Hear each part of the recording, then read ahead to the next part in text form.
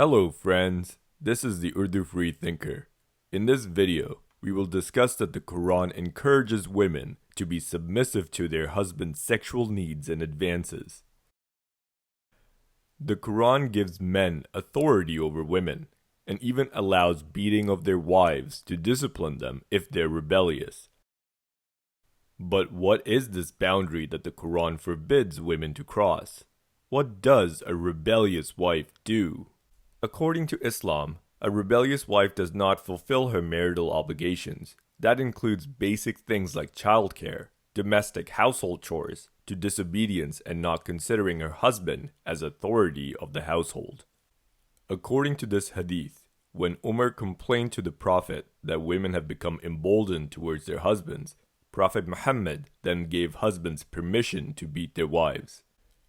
Also, a rebellious woman is someone who is not sexually available to her husband. نساؤكم حرث لكم فأتوا حرثكم أنى شئتم.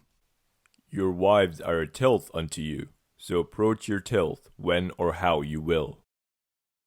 So according to this verse, the Quran says that wives are a place of sowing seed for the husband. Wives are a farm, and a husband can choose to approach and plough his field whenever and however he wants. It essentially gives men the right to be sexually fulfilled, and wives are indirectly encouraged here to be available to their husband's sexual needs. Furthermore, many authentic Islamic traditions or Hadith are filled with passages forbidding women from refusing their husband's sexual advances. Prophet Muhammad is reported to have said, "When a woman spends the night away from the bed of her husband, the angels curse her until the morning." Prophet Muhammad here is reported to have said, "When a man calls his wife to his bed, and she does not respond, the one who is in heaven is displeased with her, until her husband is pleased with her." These traditions are both considered authentic by Muslim scholars. Again, you can choose to believe in Islam. That is your choice, and I respect that. But know that the Quran compares women to farm, to a field, an object, and the husband is presented as the farmer, the plower, the owner. This language is not what we expect from an all-wise creator of the universe.